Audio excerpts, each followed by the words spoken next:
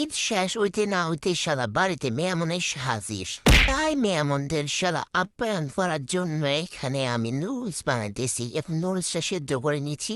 এখন হচ্ছে গিয়ে একটা তেল কড়াইয়ের মধ্যে বাদাম ভাঙতে দিছি।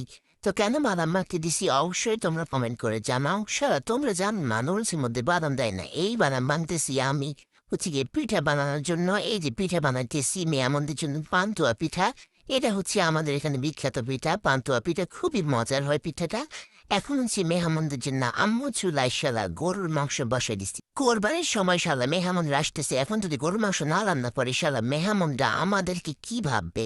এত ছোট লোক তো আমরা নই, নিজে খাইবা না খেয়ে মেহমানদের অবশ্যই খাওয়াবো।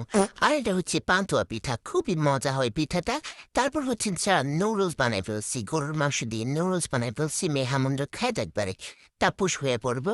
এত মজা হয়েছে শালা। এরপর আসছে মেহমান, মেহমানের কি নাস্তা দিলাম সেটা তোমাদের না দেখে। সো এইটা হচ্ছে মেহমান আমাদের জন্য মিষ্টি আনছে শালা, 2 রকমের মিষ্টি। এইটা হচ্ছে গোল গোল রসগোল্লা না কি আমি জানি না। এরপর আনছে রসমালাই। শালা আমার খালা আইসে আমার জন্য রসমালাই নাই পারে। রসমালাই আমার ফেভারিট। এরপর মেহমানের জন্য বানাইছি পুডিং। তো একটুখানি রয়ে গেছে, এটা যে আমি খাবো এখন। ঠান্ডা ঠান্ডা ফ্রিজের মধ্যে থেকে পুডিং বাইর করে খেতে শালা কি মজা লাগতেছে। একে তো গরম পড়তেছে, গরমের মধ্যে মজার মজার খাবার, ঠান্ডা ঠান্ডা খাবার।